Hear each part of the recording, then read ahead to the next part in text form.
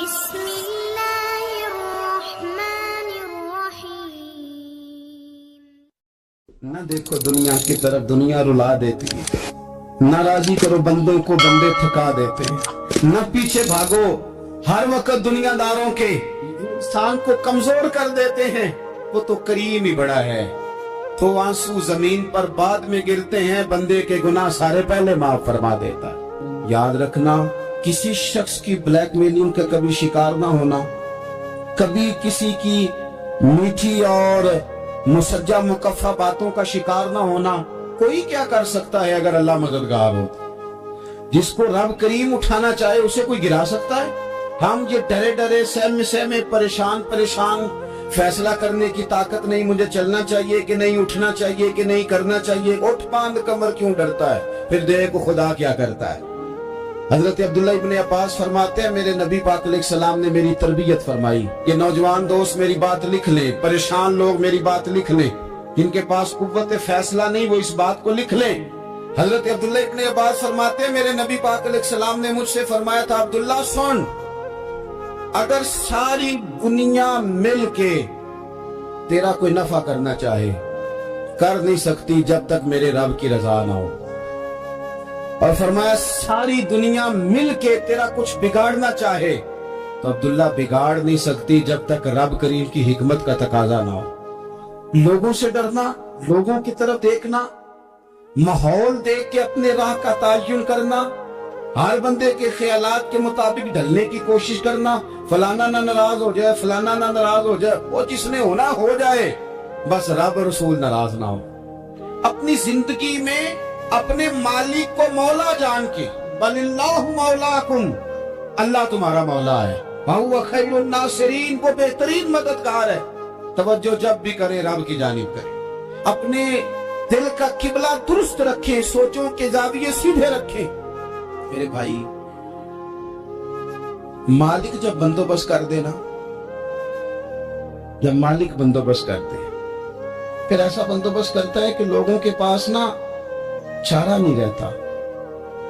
حضرت مریم رضی اللہ تعالی عنہا پاک باز تھی، مسجد میں رہی تھی، پر مالک کی حکمت کے تقاضے بڑے عجیب ہے نا۔ پھر جناب مریم کو اللہ تعالیٰ نے بغیر شوہر کی اولاد عطا کر دی۔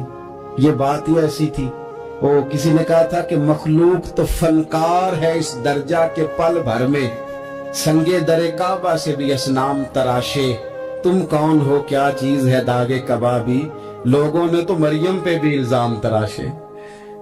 تو لوگوں نے کہا کدھر سے لے آئی بچہ، تیرا باپ تو ایسا نہیں تھا، کہاں سے لے آئی؟ اللہ کرے میں آپ کو سمجھا سکوں، ذرا اپنے آپ کو وہاں کھڑا کریں کہ ایک پاک باز عورت، پاک باپ کی بیٹی، طیب ماں کی بیٹی، اور اللہ کے گھر میں پرورش پانے والی خاتون، ایک وہ وقت اور ایک یہ وقت کہ اس عورت کو کٹڑے میں کھڑا کر کے پوچھا جا رہا ہے کہ معاذ اللہ تیری گود میں بچہ جائز نہیں ہے، کہاں سے لائی ہے؟ اب خود سے صفائیاں بندہ کتنی کو دے، کتنی کو وضاحتیں کرے۔ اور میں نے تو اپنی زندگی میں دیکھا ہے، زیادہ وضاحت دینے والے کو بھی لوگ جھوٹا سمجھنے لگ جاتے ہیں، زیادہ وضاحت دینے پر بھی لوگ کمزوری کا اظہار سمجھتے ہیں کہ کمزور پڑ گیا۔ آپ صلح کی کوشش کرتے ہیں، سامنے والا بزدل سمجھ لیتا ہے، زیادہ وضاحتیں بھی کمزور کر دیتی ہیں۔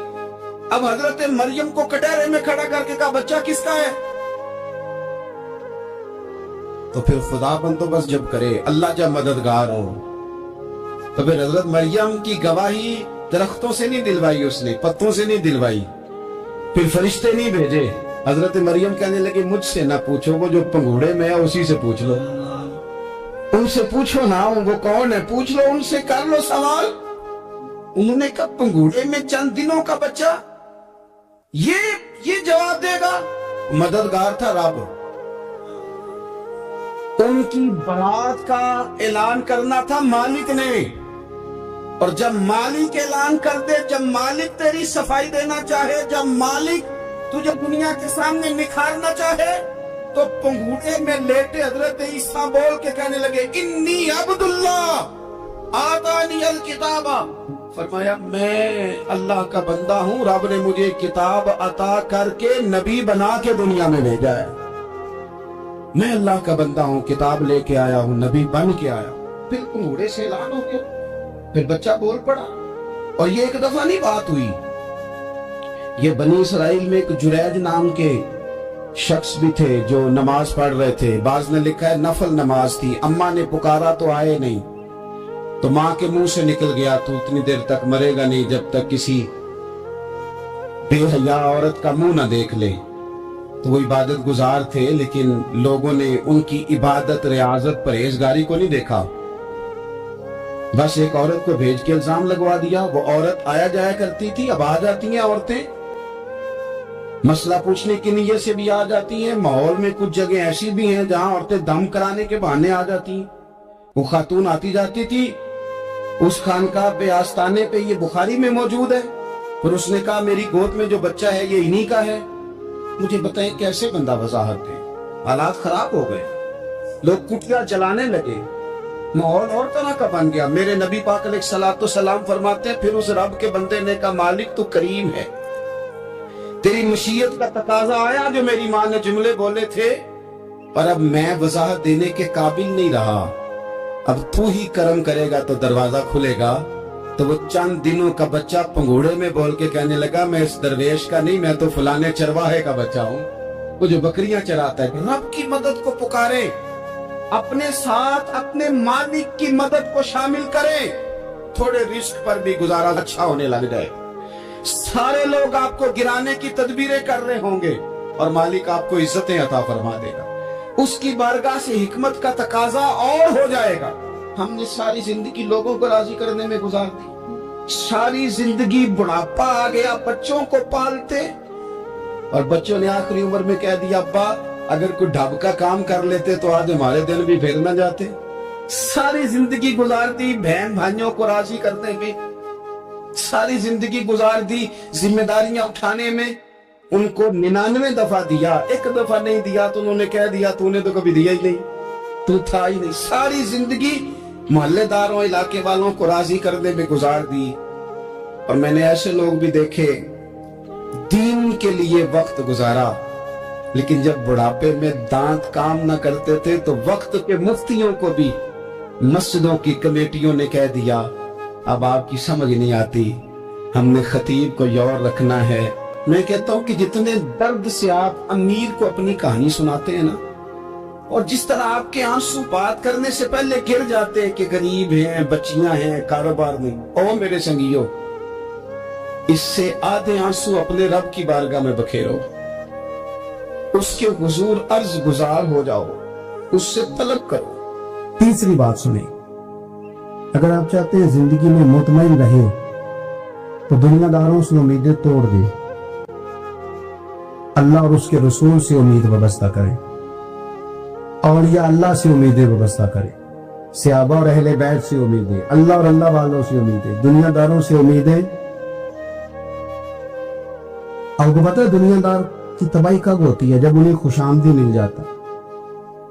چودھری کا بیڑا اس وقت غرق ہوتا ہے جب اسے چودھری کہنے والے زیادہ ہو جاتے ہیں۔ سیٹھ صاحب اور نواب صاحب بیچارے تباہ تب ہوتے ہیں بھولے پن میں، جب ان کے دائیں بائیں ریلا ہوتا ہے سیٹھ صاحب کہنے کا، لوگ انہیں کھانا چاہتے ہیں، پیار ان کا نہیں ہوتا، ان کی جیب کا ہوتا ہے،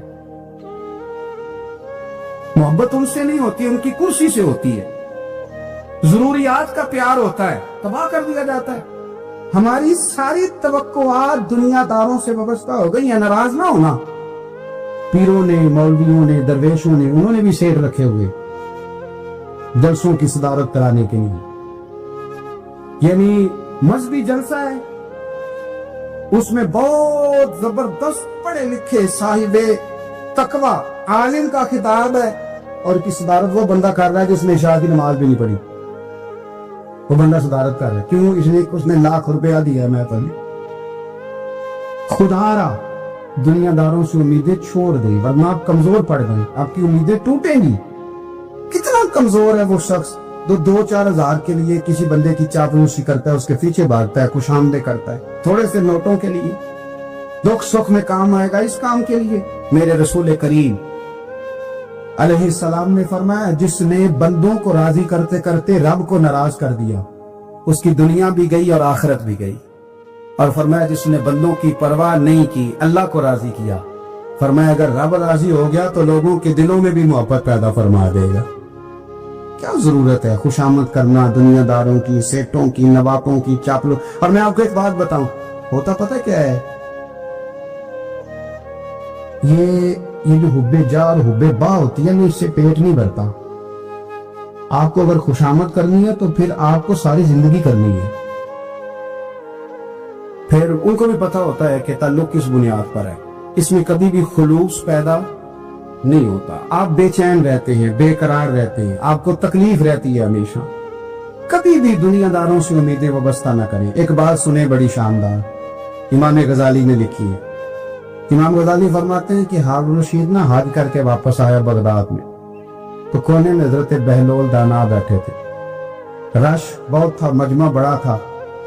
हजरत बहलोल दाना भी सड़क के किनारे बैठे थे, तो सिपाही कहने लगे यहाँ से उठ जाओ। फरमाने लगे हारून रशीद की जमीन नहीं, जमीन मेरे रब की है, मैं क्यों उठूं?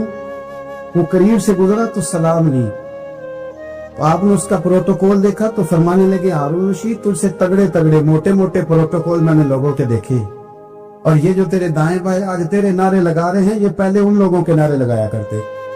और थोड़ा वक्त गुजरने दे, जो तेरे बाद आएगा ना, ये सारे फिर उनके नारे भी लगाएंगे। तू झूठ की दुनिया में जिंदा है, इनसे तूने उम्मीदें वाबस्ता की है, ये कल उसके नारे लगाएंगे।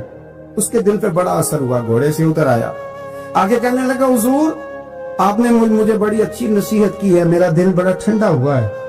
मैंने सुना है आप मकरूज हैं, कुछ लोगों का कर्ज, तो मुझे कोई हुक्म ही कर दे। आप हंसने लगे, फरमाने लगे यार तू तो बड़ा ही बेवकूफ है, बड़ा ही बेवकूफ है, तो मैं तुझे नसीहत कर रहा हूं, तू मुझे उलझा रहा है, हुजूर कोई हुक्म कर दें। क्या खूबसूरत अंदाज है रब करीम के बंदों का। हजरत बहलोल दाना फरमाने लगे तेरा रब कौन है? कहा अल्लाह। तो फरमाया मेरा कौन है? कहा अल्लाह। फरमाने लगे ये तो नहीं ना हो सकता कि अल्लाह हारून रशीद को देता रहे और बहलोल दाना को भूल ही जाए। ये तो नहीं ना हो सकता कि हारून रशीद को देता रहे और बहलोल दाना को भूल जाए। फरमाया उसका दिल, उसका इरादा हुआ, इरादा कुदरत हुआ कि बहलोल मकरूज रहना चाहिए, तो अगर रब मुझे रखना चाहता है, दुख कबूल मोहम्मद बख्शा, राजी रहन प्यारे, अगर वो चाहता है मैं मकरूज रहूं, तो मैं भी चाहता हूं कि मैं मकरूज ही रहूं। ये तो नहीं ना हो सकता कि तुझे दे और मुझे ना दे। फरमाया मेरी तुझसे कोई उम्मीद नहीं, मुझे जब भी देगा मेरा रब भी देगा, और वो देगा तो फिर इंशाल्लाह खजाने खोल के देगा। दुनियादारों से उम्मीदें वाबस्ता करना, लोगों के पीछे ये छोड़ दें, आप बेचैन रहे।